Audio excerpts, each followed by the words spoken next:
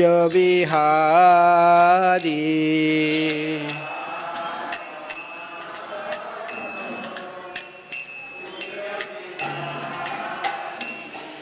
जय राधा माधव कुंज बिहारी।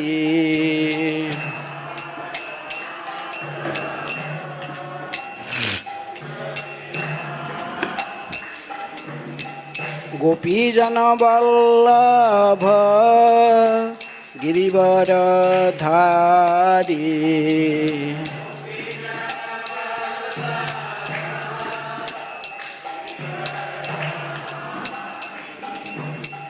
गोपीजन वल्लभ गिरिवरधारी।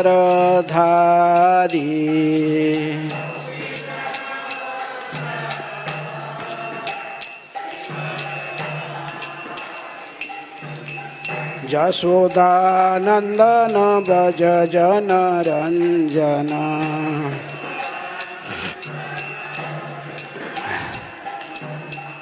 यशोदानंदन व्रज जन रंजन।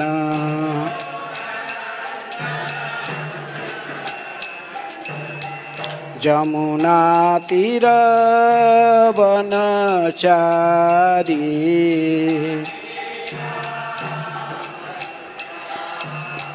जमुना तीर वनचारी।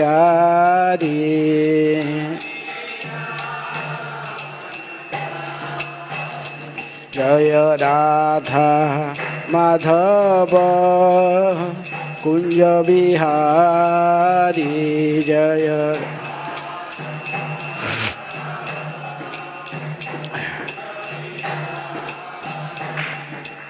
गोपीजन वल्लभ गिरिवरधारी। जय गो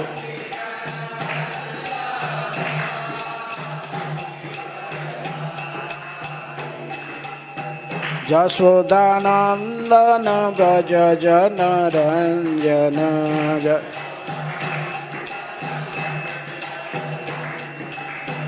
जमुना तीर वनचारी।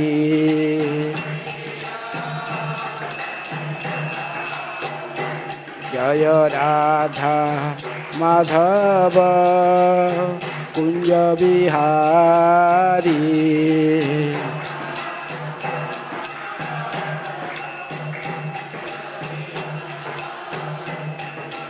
गोपीजन वल्लभ गिरिवरधारी।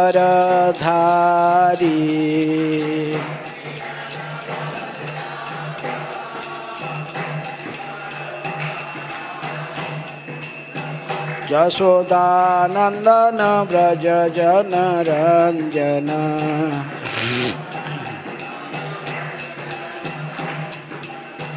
जमुना तीर वनचारी।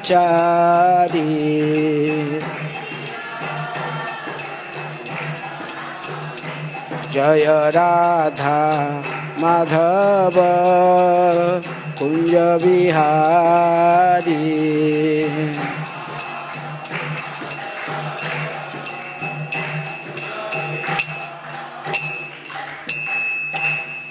जय ओम विष्णुपाद परमहंस परिव्राजकाचार्य अष्टोत्तर शतश्री श्रीमद डिवाइन ग्रेस अभय चरणारविंद भक्ति वेदांत स्वामी श्रील प्रभुपाद की जय।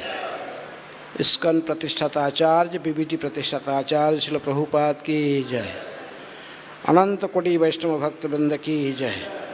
नामाचार्य श्रील हरिदास ठाकुर की जय। प्रेम से कहो श्री कृष्ण चैतन्य प्रभु नित्यानंद श्री अद्वैत गदाधर शिवासादि गौर भक्तवृंद की जय।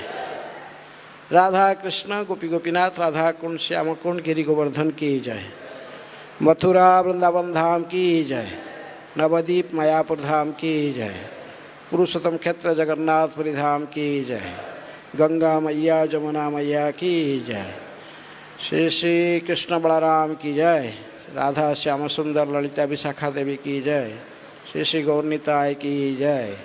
भगवत वाणी श्रीमद् भगवद गीता की जय। वृंदा देवी तुलसी महारानी की जय। समवेत वैष्णव भक्तवृंद की जय। समवेत वैष्णव भक्तवृंद की जय। समवेत वैष्णव भक्तवृंद की जय।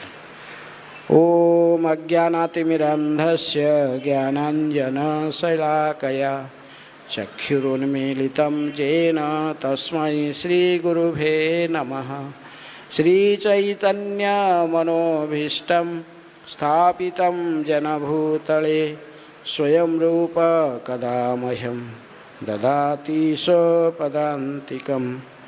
वन्देऽहं श्रीगुरुः श्रीयुतापदकमलं श्रीगुरून् वैष्णवांश्च श्रीरूपं साग्रजातं सहगण रघुनाथानितं तं सजीवं साद्वैतं सावधूतं परिजनसहितं कृष्ण चैतन्यदेवं श्रीराधाकृष्णपदान् सहगण ललिता श्रीविशाखान्वितांश्च। नमो ओं विष्णुपादाय कृष्णप्रेष्ठाय भूतले श्रीमते भक्तिवेदांत स्वामिनिति नामिने। नमस्ते सारस्वते देवे गौरवाणी प्रचारिणे निर्विशेषः शून्यवादी पाश्चात्यदेशतारिणे। वसुदेवसुतं देवं कंसचाणूरमर्दनं देवकी परमानन्दं कृष्णं वन्दे जगद्गुरुं।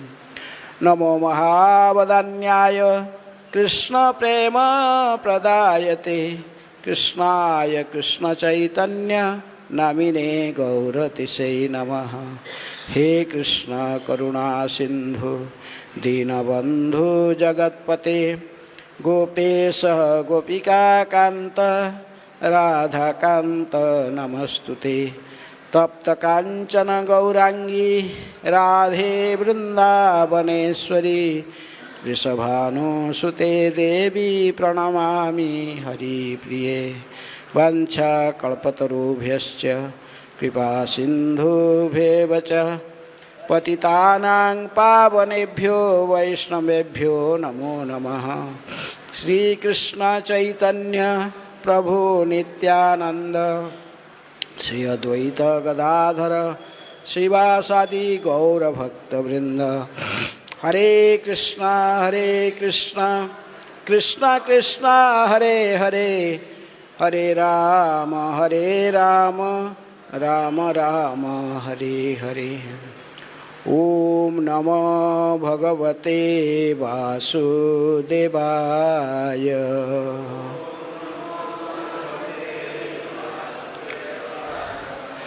ओम नमः भगवते वासुदेवाय।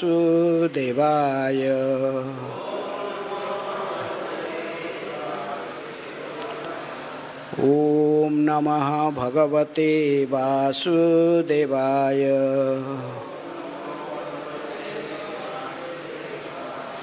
नारायणं नमस्कृत्य नरं चैव नरोत्तमं देवीं सरस्वतीं व्यासं ततो जयमुदीरयेत्। गीतासु गीता कर्तव्या किमन्य शास्त्र विस्तरौ या स्वयं पद्मनाभस्य मुखपद्मात् विनिश्रुताः।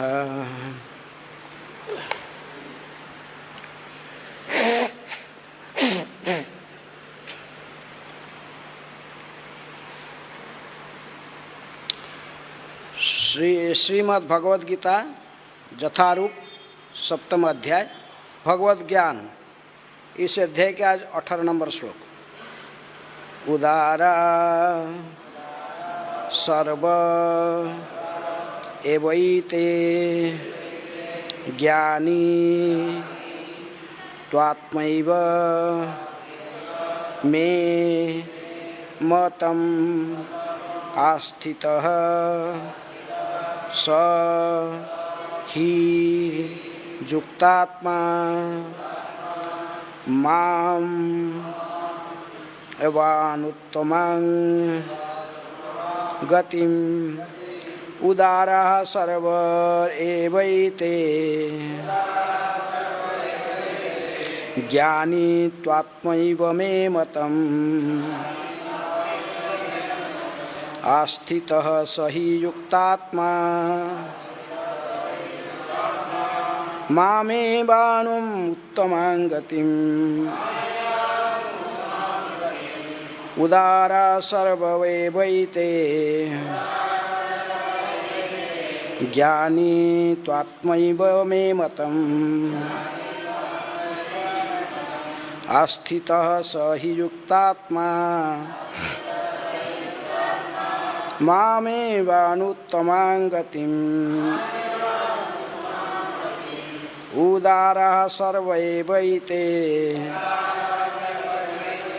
ज्ञानी तु आत्मैव मे मतम् आस्थितः स हि युक्तात्मा मामेवानुत्तमां गतिम्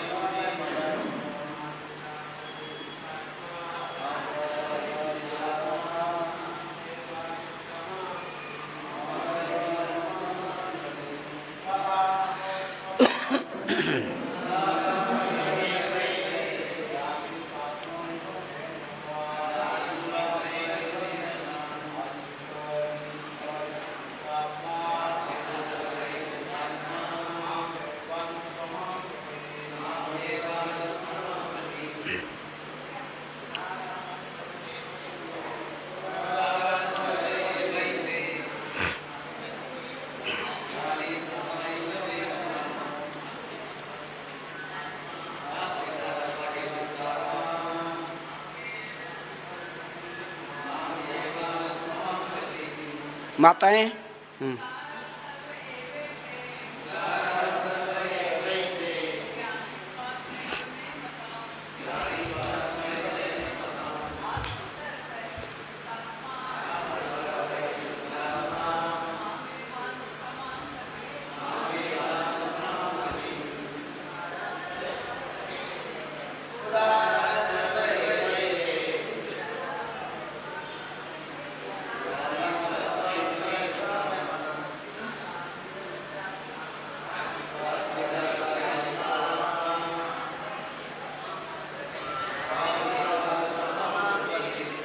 शब्दार्थ उदारा विशाल हृदय वाले, सर्व सभी, एव निश्चय ही, एते ये, ज्ञानी ज्ञान वाला, तू लेकिन, आत्मा एव मेरे समान ही, मैं मेरे, मतम मत में, आस्थितः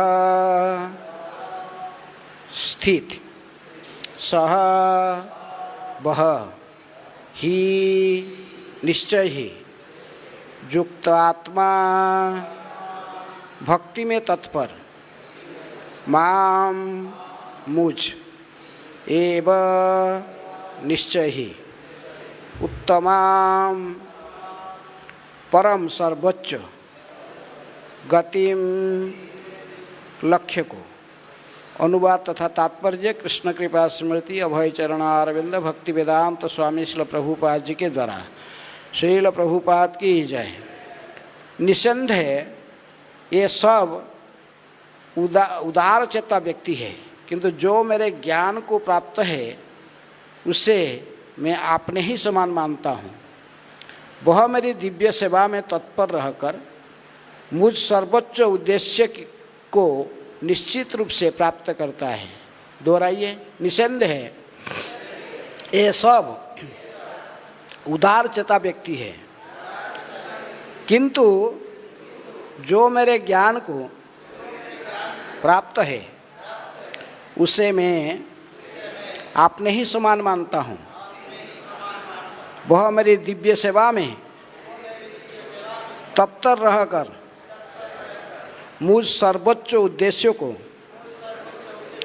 निश्चित रूप से प्राप्त करता है। तात्पर्य ऐसा नहीं है कि जो कम ज्ञानी भक्त है वे भगवान को प्रिय नहीं है। भगवान कहते हैं कि सभी उदारचेता है, क्योंकि चाहे जो भी भगवान के पास किसी भी उद्देश्य से आए हैं वह महात्मा कहलाता है। जो भक्त भक्ति के बदले कुछ लाभ चाहता है उन्हें भगवान स्वीकार करते हैं, क्योंकि उससे स्नेह का विनिमय होता है। वे स्नेहवश भगवान से लाभ की याचना करते हैं और जब उन्हें वह प्राप्त हो जाता है तो वे इतनी प्रसन्न होते हैं कि वे भी भगवत भक्ति करने लगते हैं। किंतु ज्ञानी भक्त भगवान को इसीलिए प्रिय है कि उसका उद्देश्य प्रेम तथा भक्ति में परमेश्वर की सेवा करना होता है। ऐसा भक्त भगवान की सेवा में सेवा किए बिना क्षण भर भी नहीं रह सकता। इसी प्रकार परमेश्वर अपने भक्त को बहुत चाहते हैं और उससे विलग नहीं हो पाते।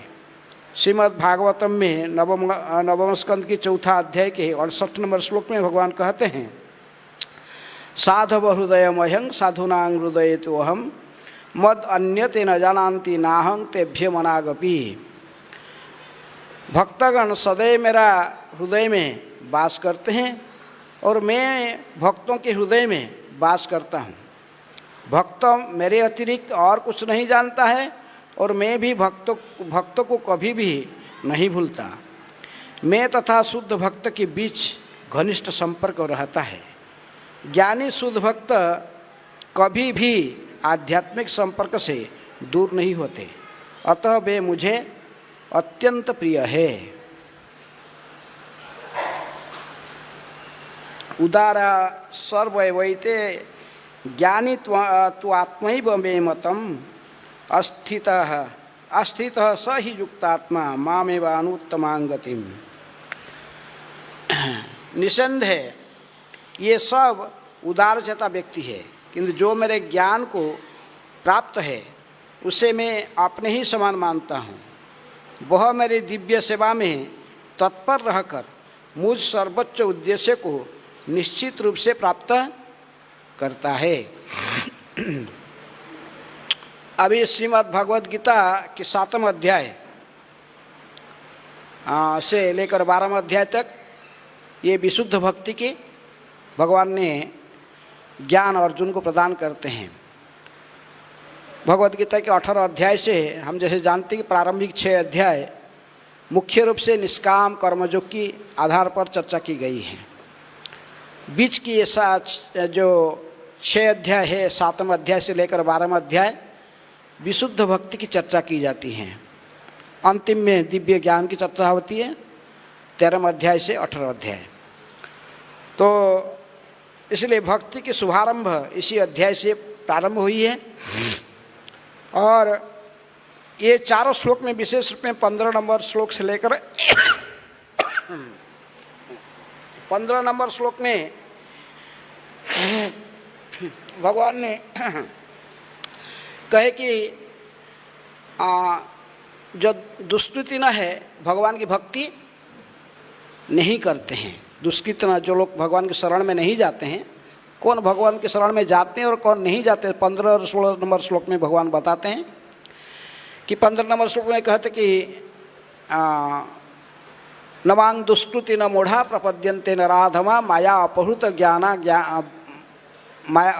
ज्ञान आसुरी भावमाश्रित। ये 4 प्रकार के व्यक्ति मेरी शरण में नहीं आते हैं। जो व्यक्ति विशेष रूप में मूढ़ गधे के समान बुद्धि वाले, जो गधे के समान दिन रात परिश्रम करते हैं, जीवन के लक्ष्य को नहीं जानते हैं, और नवांग दुष्कृत न जो दुष्कृति, इनकी पूर्व जन्म की प्रारब्ध इतनी बुरा है कि इस जन्म में वो भक्ति की शुभारंभ करने के लिए इनको कोई सुयोग मिलता नहीं, क्योंकि इनकी जन्म इतने निम्न कुल में और ऐसे ही परिस्थिति में हुआ है कि जन्म से ही सभी प्रकार के अवैध उपाय से मांसाहार नशा आदि करने में लगे रहते हैं। नमंग दुष्कृति न मूढ़ा प्रपद्यन्ते नराधमा। नराधमा जो नर में सबसे अधम व्यक्ति है, अर्थात जो मनुष्य शरीर प्राप्त करके भी भगवान की भक्ति नहीं कर पाते, क्योंकि मानव जन्म लभिया राधा कृष्ण ना भजिया जानिया सुनिया विष खाइनो। जो अत्यंत निकृष्ट श्रेणी के लोग हैं, मनुष्य जब जीवन में रहकर भी भगवत भक्ति व भगवान के बारे में कुछ जानने की इनको किसी प्रकार की इच्छा नहीं होती है। अंतिम में भगवान कहते कि नराध माया अपहृत ज्ञाना, जो विषय तथाकथित संसार में जो लोग विशेष रूप में बुद्धिमान माने जाते हैं, जो बड़े बड़े अधिकारी जो कि प्रोफेसर साइंटिस्ट, इस कैटेगरी के लोग जो भगवान के शरण में नहीं आते हैं, इनके ज्ञान को माया ने हर लिया। इसलिए 15 नंबर श्लोक में 4 प्रकार के व्यक्ति जो भगवान के शरण में नहीं जाते हैं बताने के बाद भगवान 16 नंबर श्लोक में बताते कि 4 प्रकार के व्यक्ति जो इनके शरण में आते हैं। चतुर्विध भजते माम जना सुकृतिनः अर्जुन आर्त अर्थार्थी जिज्ञासु ज्ञानी च भरतर्षभ। भगवान कहते कि 4 प्रकार व्यक्ति मेरी शरण में आते हैं। आर्त अर्थार्थी, विशेष किसी विपद की ग्रस्त होकर बा किसी धन की आशा रखकर, अब और जिज्ञासु के किसी प्रश्न की उत्तर के लिए, बा कुछ लोग ज्ञानी जिनको मोक्षाकांक्षी, जिनको किसी प्रकार कुछ प्रश्न भी नहीं है, बा किसी प्रकार के कुछ भगवान से नहीं चाहते, लेकिन केवल भगवान वो जन्म मृत्यु संसार से मुक्त होना चाहते। ये 4 प्रकार के व्यक्ति भगवान कहते कि मेरी शरण में आते हैं। चैतन्य महाप्रभु कहते कि इसमें आर्त अर्थार्थी दुई सकाम मध्यमानी और जिज्ञासु ज्ञानी दुई मुख्य काम मानी। विशेष रूप में जो आर्त, जो विपदग्रस्त होकर भगवान की शरण में आते हैं, बा जो अर्थात युग ये दोनों सकाम भक्त है, क्योंकि जो कामना के साथ भगवान की शरण में आए हैं। लेकिन विशेष रूप में जो कुछ प्रश्न पूछने के लिए आते, प्रश्न कुछ जिज्ञासा लेकर आते हैं, या जो ज्ञानी है जिनकी इच्छा केवल मुख्याकांक्षी होते बा जन्म मृत्यु संसार से मुक्त होना चाहते हैं, तो ये दोनों को मुख्यकामी कहा गया है। तो पहले अन्य तीनों कैटेगरी के बारे में चर्चा हो चुका है। अभी इस लेकर 17 नंबर 18 नंबर 19 नंबर ने 17 18 19 कुड़ी 3-4 श्लोक में विशेष रूप में ज्ञानियों के बारे में चर्चा की जा रही, क्योंकि भगवान ने कहते कि ये 4 प्रकार व्यक्ति जो व्यक्ति मेरे शरण में आते हैं, इनमें से मुझे सबसे प्रिय कौन है? ज्ञानी। ज्ञानी मुझे सबसे प्रिय है, क्योंकि ज्ञानी के मन में किसी प्रकार की भौतिक इच्छा नहीं होता है, भगवान से कुछ मांगता नहीं है वो, हैं धन जन कविता सुंदरी ऐसा कुछ इच्छा नहीं। जैसे अन्य के पास में यहाँ तक कि कुछ पूछना जिज्ञासा करना वो भी इच्छा ज्ञानी के पास नहीं होता है, क्योंकि उसको पता है, उसको पता रहता है कि जीवन का लक्ष्य क्या है, हैं? तो इसलिए भगवत प्राप्त जानता है कि जीवन के लक्ष्य है जन्म मृत्यु संसार से मुक्त हो जाना। लेकिन ऐसे ही भावना लेकर जन्म मृत्यु संसार की से मुक्त होने की भावना लेकर जो भगवान की शरण में आता है, उसके मन में और कोई अन्य इच्छा नहीं होता है। भगवान कहते कि वो मुझे अति प्रिय है। लेकिन प्रभुपाद जी कहते कि इसका मतलब नहीं ज्ञानी भगवान को प्रिय है तो और दूसरे लोग भी प्रिय नहीं होते। जो लोग अर्थार्थी होकर जिज्ञासु होकर आए, वो क्या भगवान को प्रिय नहीं है? वो भी भगवान को प्रिय है, क्योंकि इनको सुकृतिना कहा गया। ये दुष्कृतिना नहीं है, सुकृतिवान है, क्योंकि भगवान के शरण में आए, चाहे उनके मन में अर्थ की इच्छा हो, बस संकट से विपद से मुक्त होने के लिए इच्छा हो, लेकिन क्योंकि भगवान के शरण में आए हैं इसीलिए सुकृतिना है। कोई जिज्ञासु लेकर इच्छा, कोई प्रश्न पूछने का अर्जुन जैसे बा कोई, तो ये सब किसी भी स्तर पर मेरे पास शरण में आए तो ये सब भी, ये भी मुझे प्रिय है। हाँ, प्रभुपाद जी कहते क्योंकि इनमें बीच में जो भी कोई भगवान सबके पिताजी है, लेकिन कोई लड़का जब पिताजी को कुछ मांगता है और किसको नहीं मांगता, किसको मांगता है? पिताजी को मांगता है।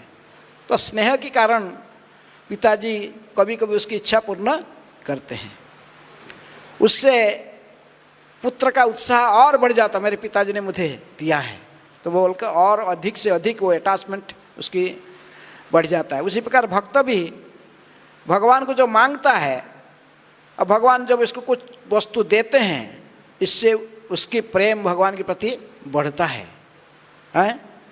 लेकिन भगवान की शरण में आने का ये महत्व है कि प्रारंभ से यदि उसके मन में आर्त अर्थार्थी होकर वो भजन करता है, लेकिन अंत में भगवान की विशुद्ध भक्ति को प्राप्त कर लेता है। उसकी एक उदाहरण ध्रुव महाराज। ध्रुव महाराज किस लिए भगवान की भक्ति किया? क्योंकि उनके पिताजी उत्तनपाद, और उत्तनपाद के पिताजी स्वयंभू मनु, स्वयंभू मनु के पिताजी ब्रह्मा। क्योंकि उत्तनपाद ने इनको अपने गोद में नहीं बैठाया था, और उनके जो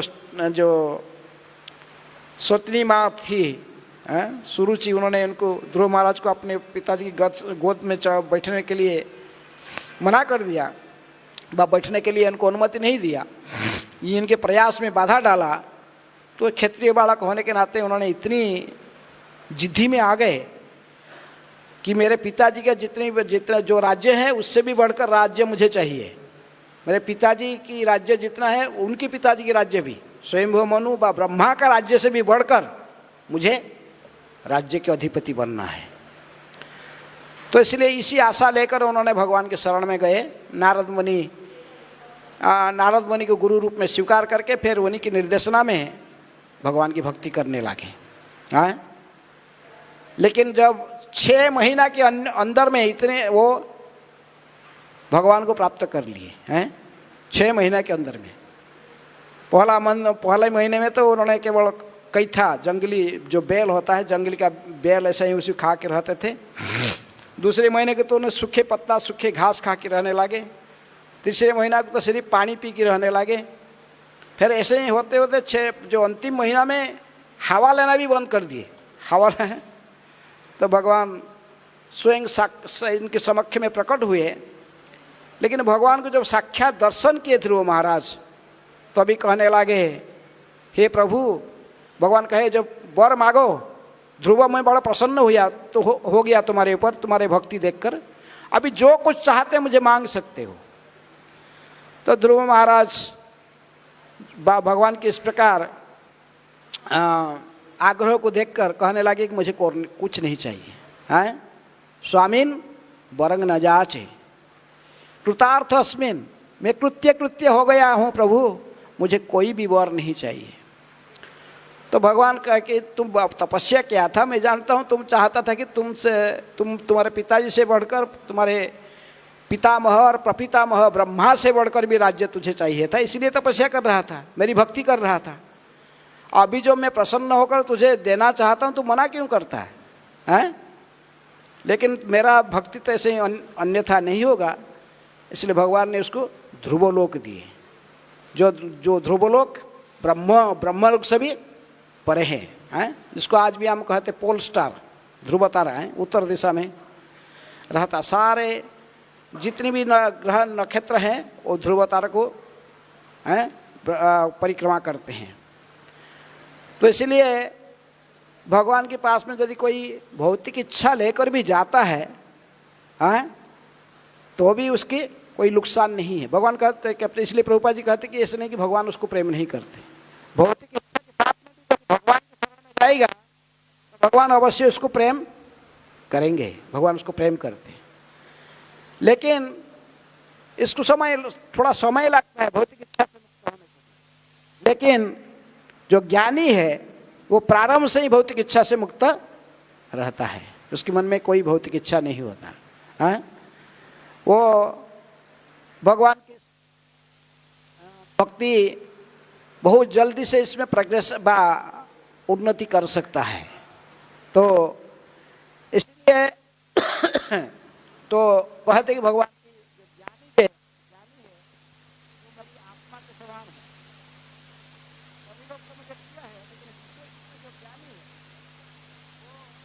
आत्मा के समान है।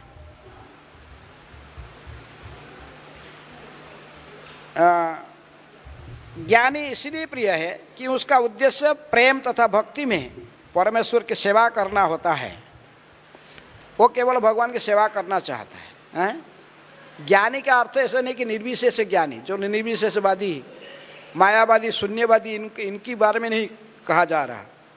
जो ज्ञानी है जिसको ये पता रहता कि जीवन का लक्ष्य भगवान की जीवन का लक्ष्य है जन्म मृत्यु संसार से मुक्त हो जाना, इसलिए उसके मन में किसी प्रकार की भौतिक इच्छाएं नहीं होता है।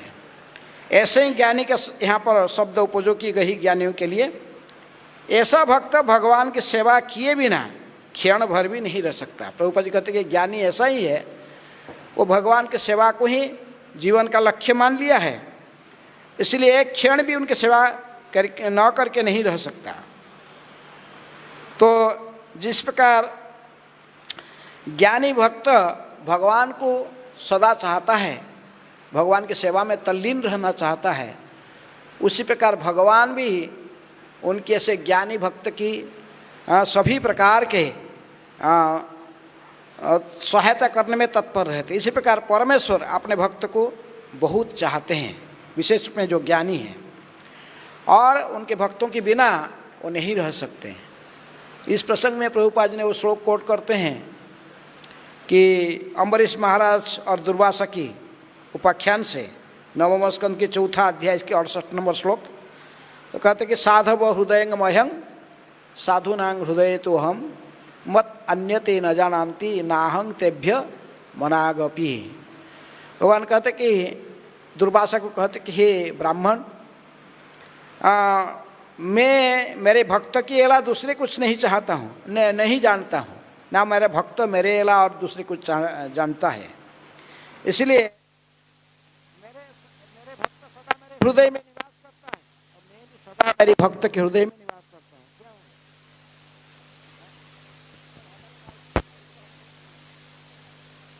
हरे कृष्ण। तो यहाँ पर अम्बरीश महाराज को एक ज्ञानी भक्त के रूप में चित्रण की गई है, क्योंकि अम्बरीश महाराज को पता था कि जीवन का लक्ष्य केवल भगवान को प्रसन्न करना व भगवान की शुद्ध भक्ति करना। इनके मन में किसी प्रकार की भौतिक इच्छा नहीं था। ऐसे ही हम जानते हैं कि श्रीमद् भागवत में नवधा भक्ति की समस्त अंग को अम्बरीश महाराज अपने जीवन में उतार लिए थे। नवधा भक्ति जो भक्ति करते हैं, 9 अंग है भक्ति का: श्रवणम, कीर्तनम, विष्णु स्मरणम, पाद सेवनम, अर्चनम, वंदनम, दास्यम, साख्यम, आत्मनिवेदनम। भक्ति का एक अंग का एक एक आचार्य होते हैं। श्रवणे परीक्षित, कीर्तने व्यासकी, विष्णु स्मरणे प्रहलाद,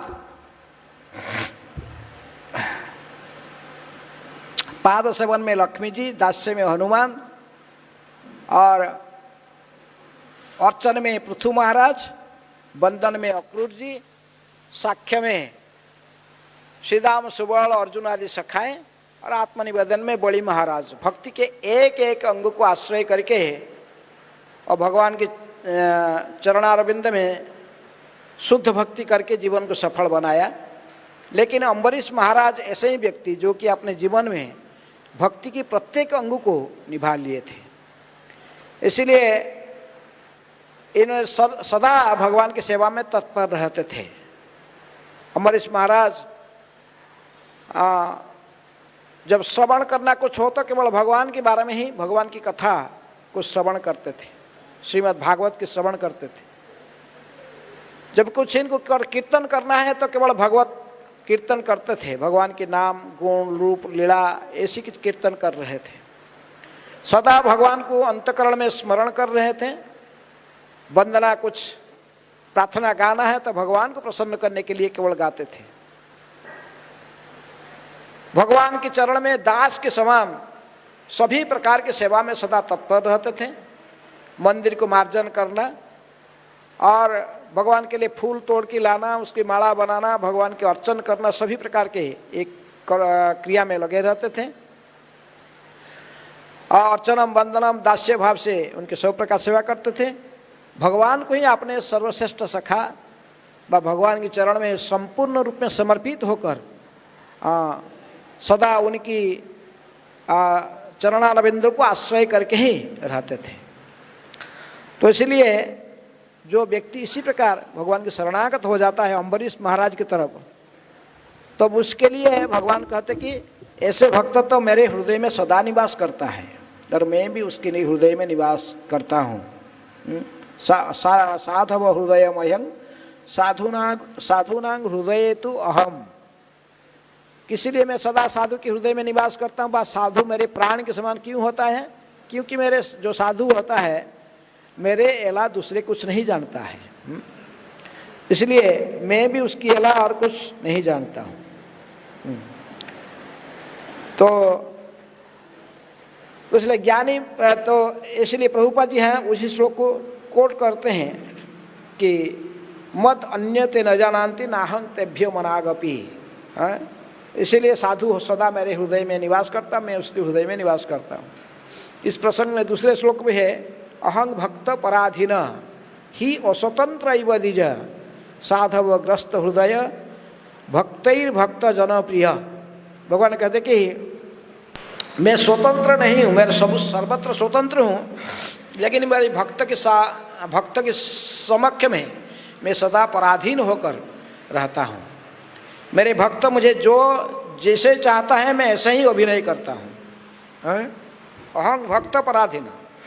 यदि वो सभी शास्त्र भागवत की प्रथम श्लोक ही कहता कि भगवान को अभिज्ञ सुराट, लेकिन भगवान कहते कि मेरी भक्त के समक्ष में मैं सुराट नहीं हूँ, मैं भक्त की भक्ति में पराधीन हूँ। अहं भक्त पराधीन, मैं स्वतंत्र नहीं हूँ, मेरे भक्त का भक्ति में बंधा हुआ हूँ। और भक्त तो मेरी प्रिय होता है, लेकिन मेरे भक्तों के भी जो भक्त होता है, जो मेरी भक्तों की सेवा में भी लगा रहता है, वो भी मुझे अधिक प्रिय होता है। जो मेरी भक्तों की शरण में रहता है वो भी मुझे प्रिय होता है। इसलिए ये इस श्लोक में कहा गया कि ऐसे ही जो भक्त है, भक्तगण सदैव मेरे हृदय में वास कर, जो ऐसे भक्त सदा मैं इनको मेरे हृदय में धारण करता हूँ। और भगवान कहते कि मेरे तथा शुद्ध भक्तों के बीच घनिष्ठ संबंध रहता है। ज्ञानी शुद्ध भक्त कभी भी आध्यात्मिक संपर्क से दूर नहीं होते, अतः वे मुझे अत्यंत प्रिय होते हैं। क्यों? ज्ञानी भक्त के मन में भौतिक इच्छा नहीं होता है, मुख्य बात यही है। आज जो लोग दूसरे अर्थार्थी होते हैं, कुछ लोग जो अल्प ज्ञानी वाले होते हैं, कभी कभी भगवान के शरण में तो आए हैं, लेकिन कभी कभी उनकी मति बदलने का चांस रहता है। कहते भगवान क्या करूं, इतने से मांगना, इतनी बार सारा इतने साल एकादशी व्रत कर लिया, कुछ मिलता नहीं है, और तो गरीब हो रहा हूँ। चलो थोड़ा शंकर जी का व्रत कर लेते हैं, शिवरात्रि व्रत भी पालन कर लेते, बा अन्य किसी देवता को प्रसन्न करके हासिल कर लेते हैं।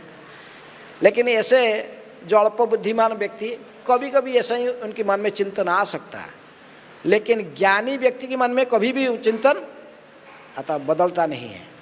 क्योंकि ज्ञानी भक्त के मन में भौतिक इच्छा कुछ नहीं होता है, और सारे शास्त्र के सिद्धांत को जानता है।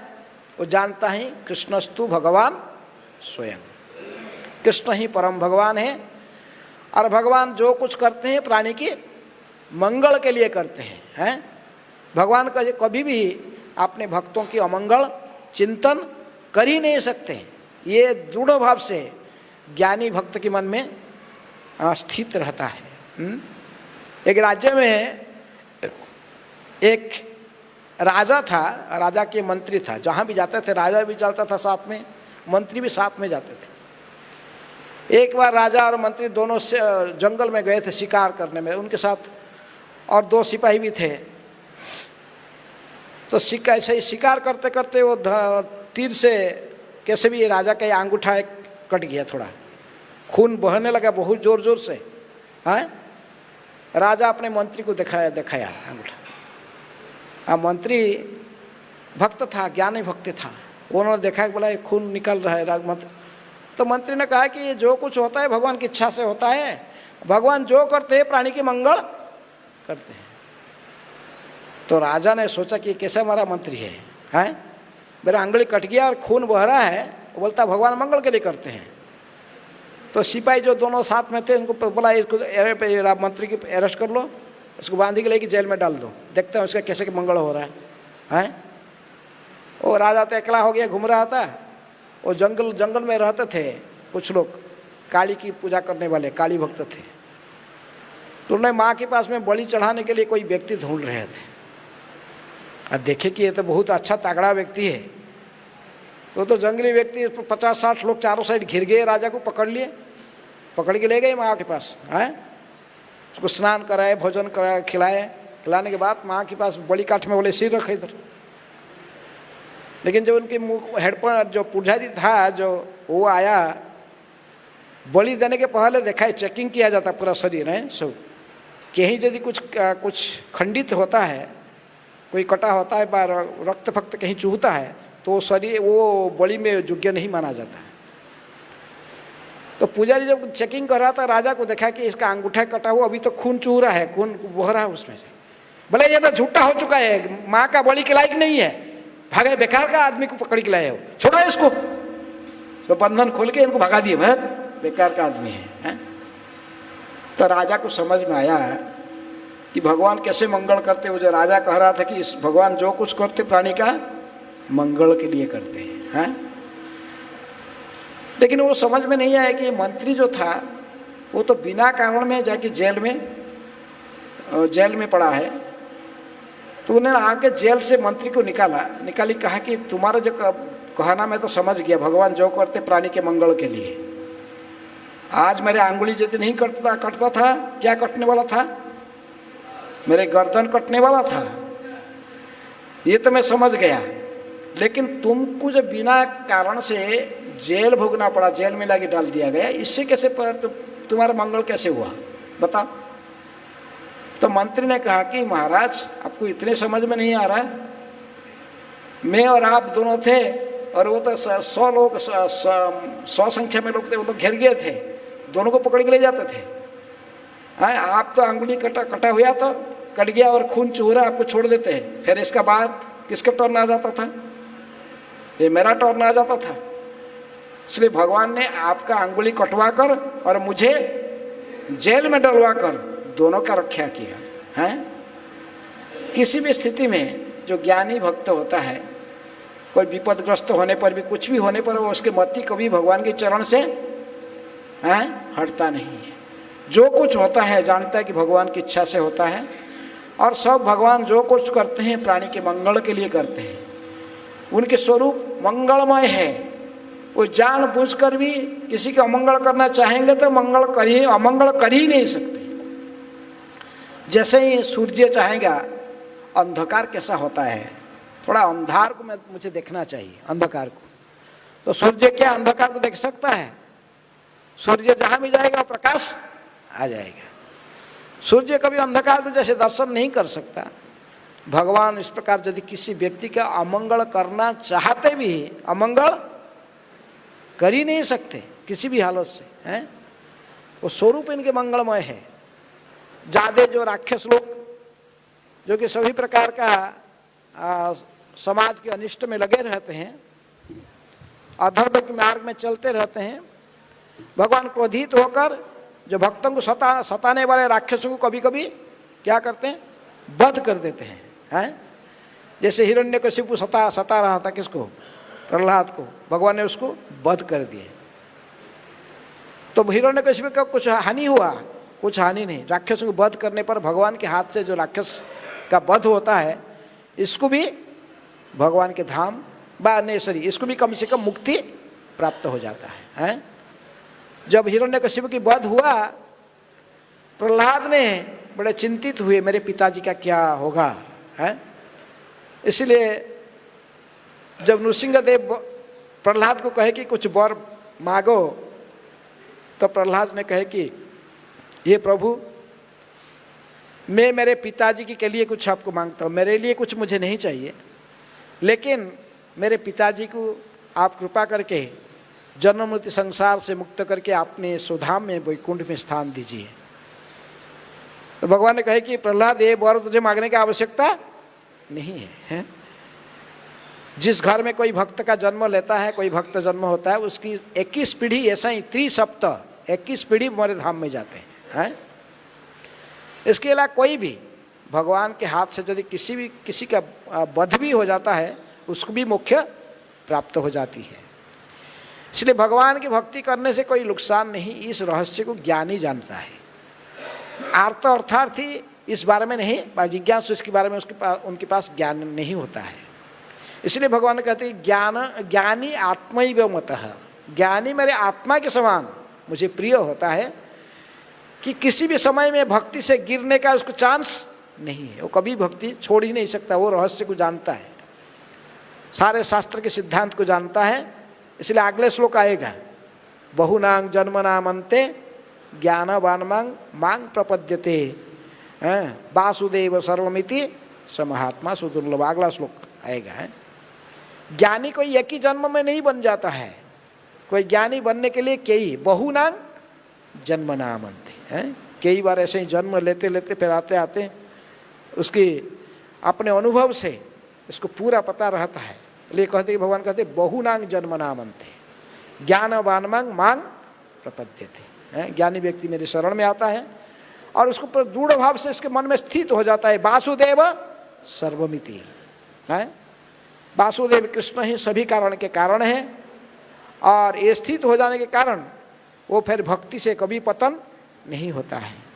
इसलिए भगवान कहते कि ऐसे ही जो ज्ञानी है मुझे प्रिय है। क्योंकि भक्ति का परिभाषा बताते हुए रूप गोस्वामी कहते भक्ति किसको कहते हैं? अन्याभिलाषित शून्यम ज्ञान कर्मादि अनावृतम आनुकूल्येन कृष्ण अनुशीलनम भक्ति उत्तम भक्ति इसको कहते हैं। यहाँ पर कहते ज्ञान कर्मादि अनावृतम। ये जो ज्ञान शब्द यहाँ पर उपयोग की गई है विशेष रूप में निर्विशेष ज्ञान, लेकिन यहाँ जो ज्ञानी शब्द भगवत गीता में उपयोग की गई है, ये ज्ञानी विशेष रूप में जिसके मन में किसी भौतिक इच्छा न हो। जो निर्विशेषवादी उनका मन में भी भौतिक इच्छा नहीं होता है, लेकिन वो साजो ब्रह्म ज्योति में लीन हो जाना चाहते हैं। लेकिन ऐसे ही ज्ञानी व्यक्ति भी यदि किसी ना किसी कारण से भक्तों की संगति में भगवान की भक्ति में आता है तो फिर उसे वो धन्य हो जाता है। ऐसे व्यक्ति जैसे चारों कुमार ने वैकुंठ की दर्जे पर भगवान श्री कृष्ण को दर्शन कर, भगवान विष्णु को दर्शन करके ही उनके चरण कमल की तुलसी और फूलों को आघ्राण करके ही वो सदा सदा के लिए भगवान के महान भक्त बन गए। क्योंकि उनके मन में कोई भौतिक इच्छा था ही नहीं, किसी को केवल उनके मन में यही डाउट था कि भगवान कोई एक व्यक्ति है या ज्योति है। जैसे ज्ञानी लोग साधारण ज्योति स्वरूप मानते हैं, लेकिन भगवान को जब साक्षात देखे वैकुंठ के दर्जे पर फिर वो शुद्ध भक्त बन गए। तो इसी प्रकार जब भी किसी ज्ञानी व्यक्ति के मन में थोड़ा जो भगवान की भक्ति का उदय हो जाता है, भगवान किसी न किसी कारण से भक्तों की कृपा से भगवान की कृपा से भक्ति शुभारंभ कर देता है, तो फिर अत्यंत उच्च कोटि की भक्त बनता है। इसीलिए भगवान कहते हैं कि 4 प्रकार की जो सुकृति व्यक्ति है, सुकृतिवान जो व्यक्ति आर्त अर्थार्थी जिज्ञासु ज्ञानी, इनमें से जो ज्ञानी है जिसके मन में किसी प्रकार की भौतिक इच्छा नहीं है, जो जानता है कि भगवत प्राप्ति ही जीवन का लक्ष्य है, भगवान के चरण कमल में प्रेम प्राप्त कर लेना ही जीवन का लक्ष्य है, तो फिर वो भक्त मुझे अति प्रिय होता है।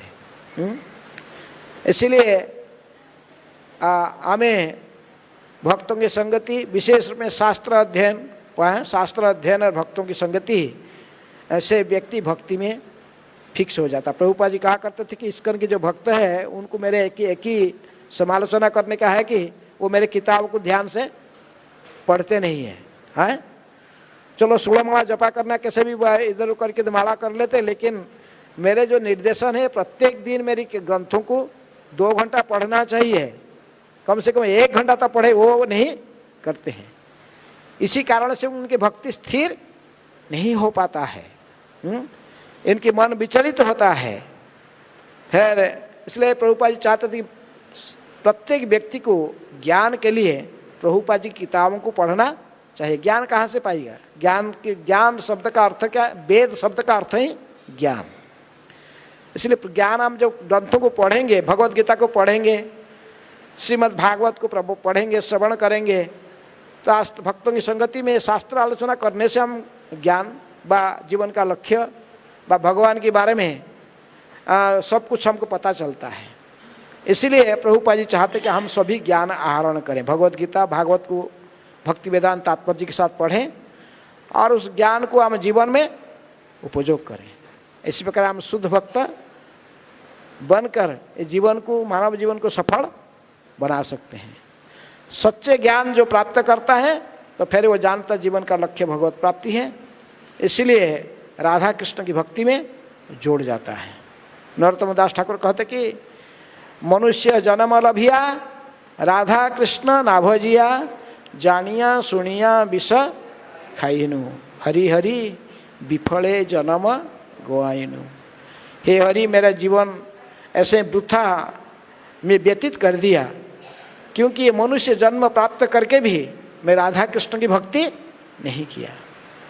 लेकिन राधा कृष्ण की भक्ति में पूरा स्थिर होने के लिए सभी प्रकार के शास्त्र ज्ञान होना जरूरी है, क्योंकि शास्त्र ज्ञान नहीं होने से हम नहीं समझते कि कृष्ण किस प्रकार सभी कारण के कारण है।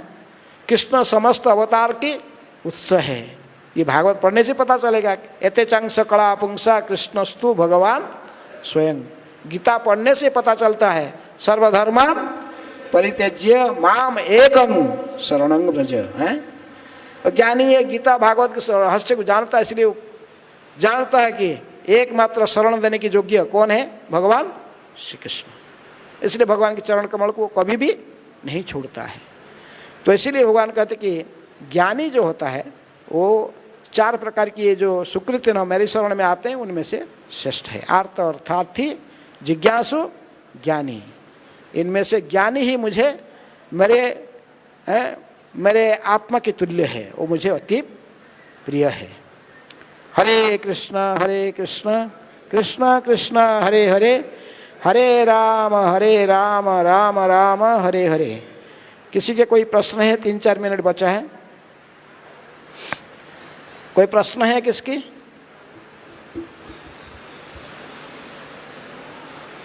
कोई प्रश्न नहीं है? सब ज्ञानी बन गए। ज्ञानी का कोई प्रश्न नहीं होता। हाँ बोलो।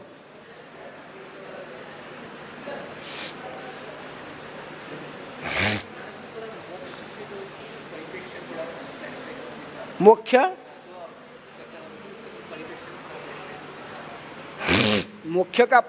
का बारे में बोलते। मुख्य जो निर्विशेषवादी व मायावादियों की मुख्य का अर्थ ज्योति में लीन होना। भगवान के जो धाम है, वैकुंठ जगत की चारों साइड में जो ज्योति फैला रहता है उसको ब्रह्म ज्योति कहते हैं। तो कुछ लोग कहते हैं जो कि अपने ज्योति में ही लीन हो जाना चाहते हैं, ज्योति को ही परम सत्य मान लेते हैं। तो लेकिन भक्ति सिद्धांत सरस्वती ठाकुर को समझाने के लिए उदाहरण देते थे। जैसे किसी गांव की, नया गांव की बाजू देखिए कि रेलवे लाइन, नया रेलवे लाइन गया है, स्टेशन नया, फर्स्ट टाइम ट्रेन आ रहा है उसी गांव के साइड। इसके पहले गांव वाला कोई ट्रेन नहीं देखे थे, तो इसलिए ट्रेन देखने के लिए सब लोग जाइए खड़े थे। ट्रेन जब बहुत दूर से आया, बहुत जोर से व्हिसल देकर बहुत फोर्स में आ रहा था, एक व्यक्ति देखा फ्रंट का लाइट, शाम का समय हो गया था, तो फ्रंट का लाइट देख लिया, देख के ही भाग के गया। लोगों को बोला कि ट्रेन कैसा है? ट्रेन बहुत बड़ा लाइट है, इतने फोकस दे रहा, लाइट फोकस पूरा है। फिर दूसरा जो व्यक्ति था थोड़ा वेट करके रहा, वो देखा कि डब्बा के ऊपर डब्बा ऐसे सारे निकल गए जोर से। बोला नहीं, अरे फ्रंट में केवल लाइट है, इसका पीछे सब इंजन है और सब लगा हुआ, कोच लगा हुआ, डब्बा सब लगा हुआ है। ऐसे कई डब्बाएं था। और कोई व्यक्ति रहे थोड़ा पेशेंस लेकर, वहाँ स्टेशन था, स्टेशन में जाए गाड़ी खड़े हो गया, सब जाके वो लोग जाके देख रहे थे, अरे इनका अंदर से एक ये जो डब्बे हैं ये तो एक एक छोटा छोटा कमरे जैसे हैं, इसके अंदर कई लोग बैठे हुए हैं, लोग बैठ रहे हैं फिर चढ़ रहे हैं। तो उन्होंने आकर फिर ज्ञान होता पूर्ण ज्ञान किसको बताया? गांव वालों को है। इसी प्रकार भगवान कहते नहीं, श्रीमद् भागवत में कहते कि ज्ञानम च ने जो अद्वैत ज्ञान है, ब्रह्मेति परमात्मेति भगवान इति शब्दते हैं। परम ज्ञान जिन जो होता है, तो कुछ लोग थोड़ा कहते कि ज्ञान नहीं, ब्रह्म परम माने ब्रह्म ज्योति है, कुछ भगवान मान लेते हैं, कुछ लोग परमात्मा को मानते हैं, और कुछ लोग जो भक्त लोग वो किसको मानते हैं? भगवान को मानते हैं। तो इसलिए असली ज्ञानी है वो परम सत्य को कैसे मानता है? भगवान रूप में स्वीकार करता है। वासुदेव सर्वमिति है, वो है असली ज्ञानी। और जो दूसरे ज्ञानी जो निर्विशेष ज्ञानी है, बा जो परमात्मा की ज्ञान में है, जो ज्ञानी परमात्मा को प्राप्त करना है, ये सब अधूरा है। ज्ञानम च अद्वयम ब्रह्मेति परमात्मेति भगवान इति शब्दते हैं। तीनों स्तर हैं आध्यात्मिक सत्य को उपलब्धि का। हरे कृष्णा कृष्णा कृष्णा हरे हरे, हरे राम राम राम हरे हरे। श्रील प्रभुपाद की जय। भगवद्वाणी श्रीमद् भगवद गीता की जय।